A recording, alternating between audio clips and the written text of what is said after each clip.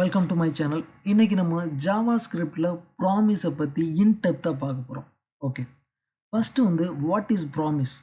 Promise அப்படிங்கிறது ஒரு object.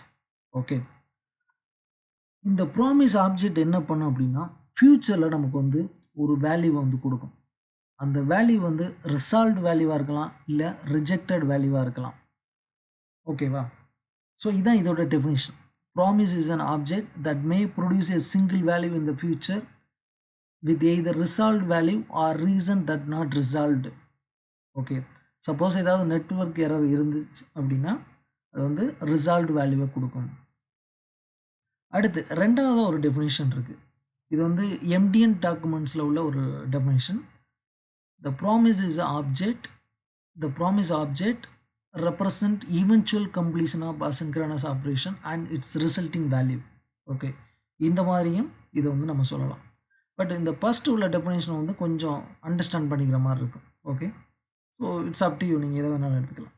அதுக்கடுத்து இந்த ப்ராமிஸ் நம்ம எதுக்காக யூஸ் ஆகுது? Promise are used to handle asynchronous operation. அதுக்கடுத்து promise is alternative approach for callback by reducing callback hell and writing the cleaner code. Okay, so JavaScript ஒரு synchronous programming language. ஒரே ஆர்டரில் தான் அதோட ப்ரோக்ராம் எக்ஸிக்யூஷன் ஆகும். So அதுக்குள்ள asynchronous அப்படிங்கிற ஒரு மெத்தடை கொண்டு நம்ம நம்மளோட ஒர்க்கை ஒரு பர்டிகுலர் பிளேஸில் ரிஜிஸ்டர் பண்ணி திரும்ப அதை சிங்க்ரனஸாக நம்ம கொண்டு வரோம். ஓகேவா? இந்த மாதிரி ஒரு அப்ரோச் ஜாவாஸ்கிரிப்டில் இருக்குது. ஸோ அந்த அசின்க்ரனஸ் அப்ரோச்சை ஹேண்டில் பண்ணுறதுக்கு தான் இந்த ப்ராமிஸ் யூஸ் ஆகுது. அது இல்லாமல் கால்பேக் ஹெல் அப்படிங்கிற ரெண்டு ப்ராப்ளம்ஸ் ஆல்ரெடி ஜாவாஸ்கிரிப்டில் இருக்குது. இது ரெண்டையும் யூஸ் பண்ணி நம்ம கோட் எழுதும்போது அது ரொம்ப காம்ப்ளெக்ஸாக இருக்கும். அதை அண்டர்ஸ்டாண்ட் பண்ணிக்கிறது ரொம்ப கஷ்டம். ப்ளஸ் அந்த கோட் க்ளீனாக இருக்காது. ஸோ இதெல்லாம் ஓவர் கம் பண்ணுறதுக்காக தான் ப்ராமிஸை நம்ம ஜாவாஸ்கிரிப்டில் கொண்டு வரோம். ஓகே, இந்த ப்ராமிஸில் 3 ஸ்டேட் இருக்கும். ஒன்று பெண்டிங், ஃபுல்ஃபில்ட், ரிஜெக்டட். நான் முன்னால் சொன்ன மாதிரி இந்த டெஃபினேஷனில் பார்த்தீங்கன்னா it may produce A single value in the future with either resolved value or the reason that not resolved. So இங்கே ஃப்யூச்சரில் நமக்கு இந்த ப்ராமிஸை நம்ம ஹேண்டில் பண்ணும்போது ஒரு ரிசல்ட்டை கொடுக்கும்.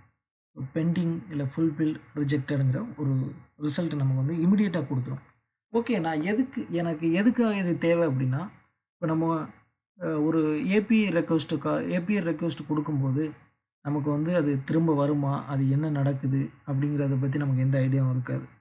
ஸோ அந்த டைமில் இந்த ப்ராமிஸ் கரெக்டான ஒரு ரிசல்ட்டை கொடுத்துரும். பெண்டிங்கில் இருக்கும் ஸ்டேட்டு இல்லை ரிசல்ட் கிடச்சிருச்சு இல்லை ரிஜெக்ட் ஆயிடுச்சுங்கிற ஒரு ஒரு இது ஆன்சரை இமிடியேட்டாக கொடுக்கும். ஓகேவா? ஸோ இதான் இதோட தியரிட்டிக்கல் பார்ட். நெக்ஸ்ட் இதோட சின்டாக்ஸ் என்ன அப்படின்னா, இதோட சின்டாக்ஸ் நியூ ப்ராமிஸ் அதுக்குள்ள ஒரு ஃபங்க்ஷன், அந்த ஃபங்க்ஷனுக்கு ரிசால்வ் அண்ட் ரிஜெக்ட்டுங்கிற 2 ஆல்ரெடி இன்ஃபில்டு ஃபங்க்ஷன் இருக்கும். ஓகே, இப்போ இதோட சின்டாக்ஸ் எழுதும்போது இந்த பி கேப்ஸில் இருக்கணும். ஓகே, பெரிய லெட்டரில் இதை போடணும். சப்போஸ் இதை ஸ்மாலில் நீங்கள் எழுதிங்க அப்படின்னா கண்டிப்பாக எரர் வரும். ஓகேவா? அதுக்கடுத்து இது நம்ம ஆரோ ஃபங்க்ஷனும் யூஸ் பண்ணலாம், இல்லை நார்மல் அனானிமஸ் ஃபங்க்ஷனும் எழுதலாம். ஓகேவா? ஸோ இதுக்குள்ள ப்ராமிஸ் டிஸ்கிரிப்ஷன். நெக்ஸ்ட்டு இப்போது நம்ம ரியல் டைமில் ப்ராமிஸ் அப்படின்னா இப்போ நம்ம ஒருத்தருக்கு ப்ராமிஸ் பண்ணுறோம் அப்படின்னா, ப்ராமிஸ் பண்ணுறது ஒருத்தர் இருப்போம், அதை ரிசீவ் பண்ணுறதுக்கு ஒருத்தர் இருப்பாங்க.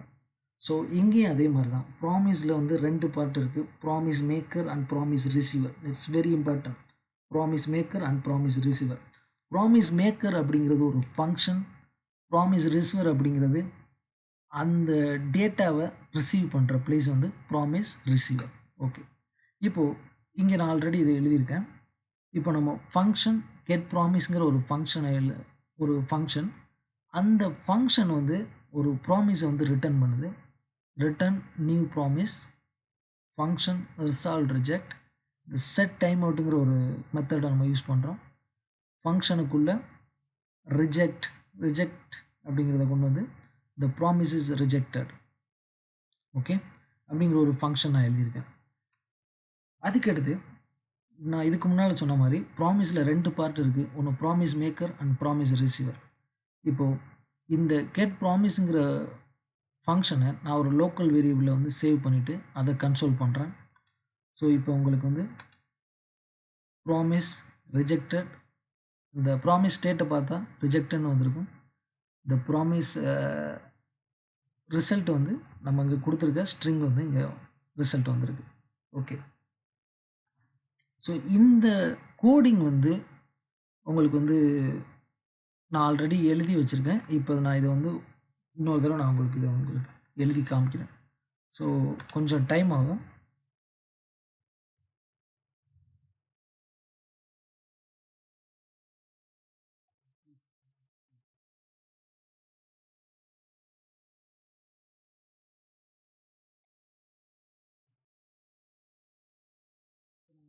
ஒரு ஃபங்க்ஷன்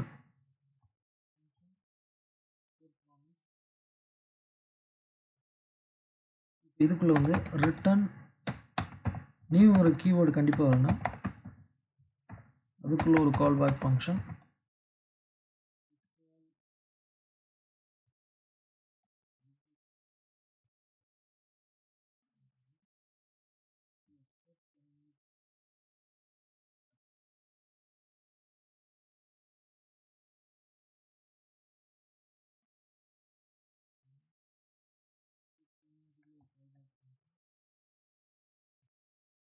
ஃபங்க்ஷன் யூஸ் பண்ணலாம். பட் நான் வந்து அனானிமஸ் ஃபங்க்ஷன் வந்து யூஸ் பண்ணுறேன்.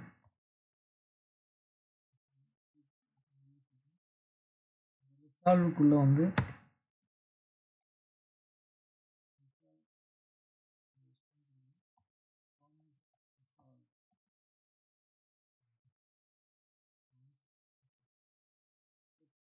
இப்போ நமக்கு வந்து ஒரு ப்ராமிஸ் வந்து கிரியேட் பண்ணியாச்சு. இப்போ நான் முன்னால் சொன்ன மாதிரி இது வந்து ஒரு லோக்கல் வேரியபிளில் வந்து சேவ் பண்ணணும்னா ப்ராமிஸ் ரிசீவர் கெட் ப்ராமிஸ்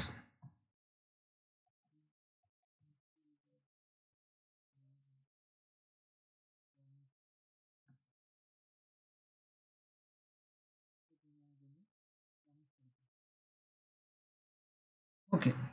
இப்போ இந்த டேட்டாவை நம்ம கன்சோல் பண்ணி பார்க்குறோம். இது எப்படி நம்ம வந்து இந்த டேட்டாவை எப்படி வந்து எடுக்கிறது, இந்த டேட்டாவை எப்படி நம்ம கொண்டு வர்றது, வெளில கொண்டு வர்றது அப்படின்னு பார்ப்போம்.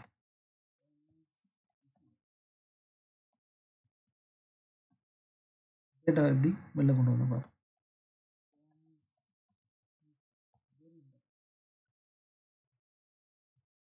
எப்படி கொண்டு வருது, ப்ராமிஸ் ரிசீவர் டாட் தென்னு ஒரு மெத்தட் இருக்கு. இந்த மெத்தடுக்குள்ள ஒரு கால் பேக் ஃபங்க்ஷன் நம்ம எழுதுறோம். இந்த டேட்டாவை வந்து இதுக்கு நம்ம ஆர்குமெண்ட்டாக பாஸ் பண்ணுறோம். இது இந்த ஃபங்க்ஷனுக்குள்ள இந்த ஃபங்க்ஷனுக்கு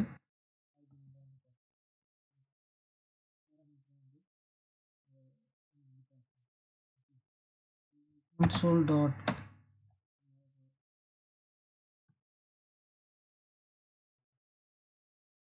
solved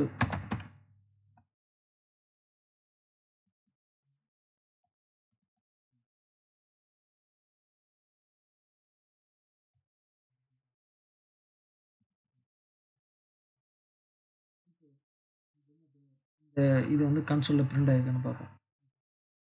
இங்கே ரிசால்வ் டேட்டா ஏ ப்ராமிஸ் ரிசால்வ்டு அப்படின்னு வந்துருக்கு.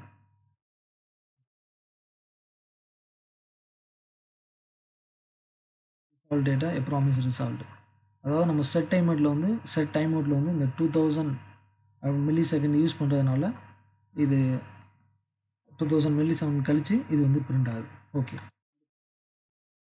இப்போது இந்த தென்னுக்குள்ளே ரெண்டு ஆர்குமெண்ட் பாஸ் பண்ணலாம். ஃபஸ்ட்டு ஆர்குமெண்ட் வந்து ரிசல்ட்டு சக்ஸஸ்ஃபுல்லாக இருந்தால், அடுத்தது அது மீன்ஸ் ரிசால்வ்டு ரிசல்ட். இன்னொன்று வந்து இதே வந்து ரிஜெக்டடாக இருந்தால் என்ன பண்ணுறது, நம்ம வந்து இன்னொரு ஃபங்க்ஷன் எழுதுகிறோம். வந்து எரர்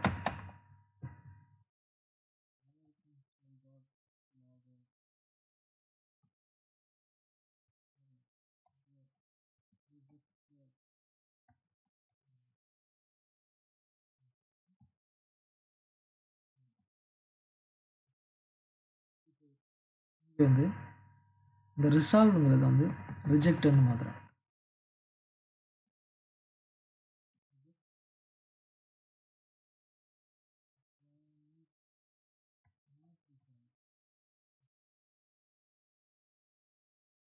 இப்போ நமக்கு ப்ராமிஸ் நாட் ரிசால்வ்னு வந்திருக்கு. அப்போ இந்த டேட்டா எப்படி பாஸ் ஆகுதுன்னு பாருங்கள். டாட் தென் வழியாக ப்ராமிஸ் டாட் ரிசீவருங்கிற லோக்கல் வேரியபிளை நம்ம சேவ் பண்ணியிருக்கோம். டாட் 10 அப்படிங்கிறது வந்து இதுவும் ஒரு ப்ராமிஸ் தான். அதுக்குள்ளே இந்த டேட்டா வந்து இங்கே நம்ம பாஸ் பண்ணுறோம். இங்கே வந்து அதோட டேட்டா நமக்கு வந்து பிரிண்ட் ஆகுது. அதே மாதிரி ரிஜெக்ஷன் வந்துச்சுன்னா அதோட செகண்ட் ஆர்குமெண்ட்டில் வந்து பாஸ் பண்ணுறோம். இப்போ இந்த கோடை பார்த்தா ரொம்ப வந்து காம்ப்ளெக்ஸாக இருக்குது. ரொம்ப அண்டர்ஸ்டாண்ட் பண்ணிக்கிறது ரொம்ப திரும்பவும் வந்து ஒரு கால் பேக் யூஸ் பண்ணுற மாதிரி ஒரு காம்ப்ளெக்ஸாக இருக்குது. அப்போ நம்ம என்ன பண்ண போகிறோம், இந்த ஃபங்க்ஷனை தனியாக எழுதுவோம். ஃபங்க்ஷன் சக்ஸஸ்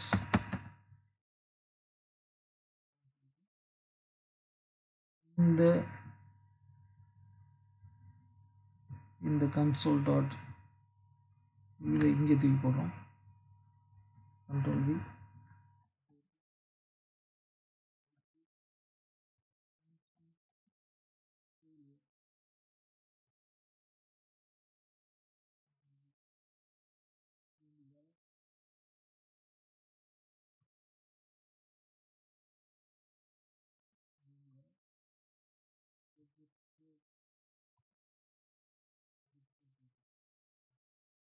நெக்ஸ்ட்டு இப்போது நமக்கு இந்த தென்னுக்குள்ளே உள்ள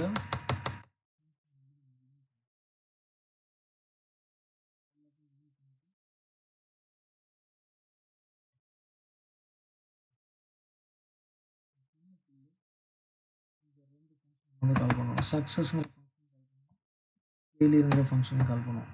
இப்போ நமக்கு பார்த்தா ரிசல்ட்டு சேம் இதே தான். இப்போ இந்த சக்ஸஸ்ங்கிற ஃபங்க்ஷன் ஆல்ரெடி நம்ம இங்கே ரிஜெக்டட் கொடுத்துருக்கிறதுனால இந்த ஃபெயிலியருங்கிற ஃபங்க்ஷன் கால் ஆகுது.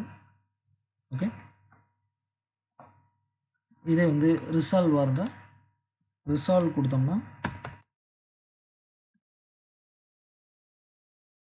சக்ஸஸ்ங்கிற ஃபங்க்ஷன் நமக்கு வந்து கால் ஆகும். Resolved data. Okay, promise resolved அப்படிங்கிற டேட்டா வந்து கால் ஆகும். இப்போ நமக்கு டேட்டா எப்படி வந்து பாஸ் ஆகுது அப்படின்னு நமக்கு வந்து தெரிஞ்சிருக்கும். ஓகே, ஒரு ப்ராமிஸ்லேருந்து டேட்டா எப்படி பாஸ் ஆகுதுன்னு தெரிஞ்சிருக்கும். ஸோ இதை இன்னமும் வந்து சிம்பிளிஃபை பண்ணி நம்ம எழுதலாம். இந்த கன்சோல் டாட் இதை ரிமூவ் பண்ணிடலாம். இது ஒரு லோக்கல் வேரியபிளில் வந்து சேவ் பண்ணணும் அவசியம் கிடையாது. ப்ராமிஸ் எடுத்துடலாம்.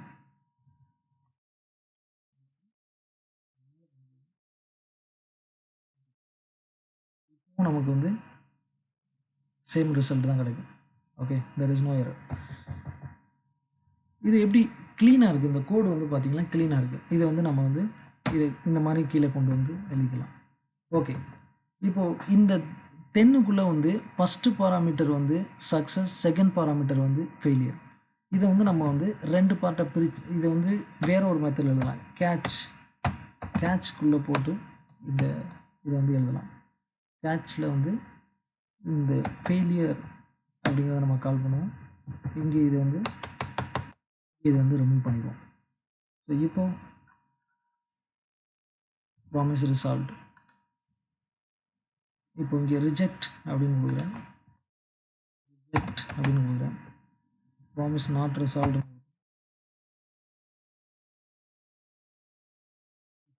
பார்த்தீங்களா, இந்த கேட்ச் அப்படிங்கிற மாதிரி இது வந்து ஒர்க் ஆகுது. ஓகே, ஸோ 10 அப்படின்னா சக்ஸஸ் பார்ட் வந்து ஒர்க் ஆகும். கேட்ச் அப்படிங்கிறதுல வந்து ரிஜெக்டட் பார்ட் வந்து ஒர்க் ஆகும். அடுத்து இதை தாண்டி இன்னொன்று இருக்குது, ஃபைனலி அப்படின்னு ஒன்று இருக்குது. ஃபைனலியில் வந்து இதுவும் வந்து ஒரு கால் பேக் ஃபங்க்ஷன் தான். இதுக்கு நம்ம வந்து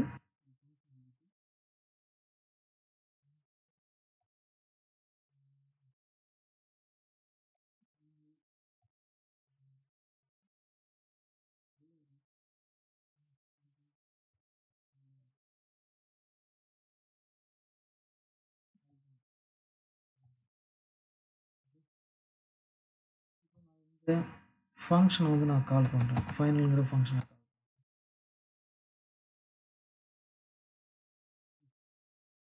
இப்போ இந்த ஃபைனலிங்கிற பிளாக் வந்து இது வந்து சக்ஸஸ் ஆனாலும் பிரிண்ட் ஆகும், ஃபெயில் ஆனாலும் வந்து பிரிண்ட் ஆகும். ஓகே, உங்களுக்கு ஒரு ஒரு ஒரு கன்ஃபியூஷன் வந்து போயிருக்கும். அதாவது இந்த நம்ம 10க்குள்ளே என்ன எழுதுறது, கேட்சுக்குள்ளே என்ன எழுதுறது, ஃபைனலி அப்படிங்கிறது என்ன, ஒரு ஒரு கிளியரான ஒரு ஐடியா உங்களுக்கு கிடச்சிருக்கு அப்படின்னு நான் நம்புகிறேன். ஸோ திரும்ப ஒரு தடவை வந்து நம்ம ரீகேப் பண்ணுவோம். ஃபஸ்ட்டு ப்ராமிஸ்னால் என்ன, why do we need promise, ப்ராமிஸில் என்னென்ன ஸ்டேட்லாம் இருக்குது, அடுத்து ப்ராமிஸ் சின்டாக்ஸ் எப்படி ஒரு ப்ராமிஸை வந்து நம்ம க்ரியேட் பண்ணுறது, ப்ராமிஸில் 2 பார்ட் இருக்குது, promise maker and promise receiver அப்படின்னு இருக்குது, எப்படி வந்து க்ளீனாக ஒரு கோடை எழுதுறது. ஸோ இது எல்லாத்தையும் நம்ம வந்து பார்த்துருக்கோம். ஓகே, இந்த வீடியோ உங்களுக்கு வந்து யூஸ்ஃபுல்லாக இருக்குன்னு நினைக்கிறேன். தேங்க்யூ ஃபார் வாட்சிங்.